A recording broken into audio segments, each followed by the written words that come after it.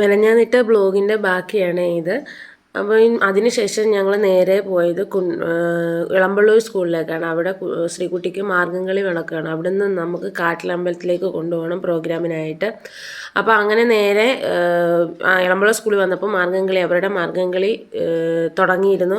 അപ്പോൾ അത് കഴിഞ്ഞതിന് ശേഷം നേരെ അവളെ വിളിച്ച് റെഡിയാക്കി അവളെ വിളിച്ച് നമ്മൾ കാട്ടിൽ മേക്കതിൽ അമ്പലത്തിലേക്ക് പോവാണ്. അവിടെ അവരുടെ ടീച്ചേഴ്സിൻ്റെ വീട്ടിൽ ഒരുങ്ങി മേക്കപ്പ് എല്ലാം കഴിഞ്ഞു. ഒരുക്കങ്ങളെല്ലാം ഞങ്ങൾ ചെന്നപ്പോഴത്തേക്ക് ഒരുവിധം കുട്ടികളെല്ലാം ഒരുക്കങ്ങൾ കഴിഞ്ഞിരുന്നു. അപ്പോൾ ബാക്കിയുള്ളവരെല്ലാവരും ഒരുങ്ങാനായിട്ടേക്കും. എൻ്റെ സൗണ്ടിന് ചെറിയൊരു ജലദോഷത്തിൻ്റെ ആരംഭമാണോ എന്നൊരു സംശയമുണ്ട്.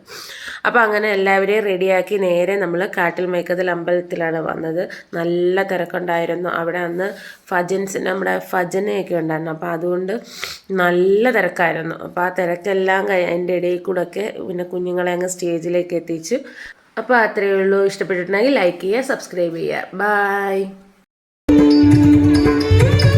नायकैकनायकं विनाशिते भदैत्यतु नताशुभाशुभा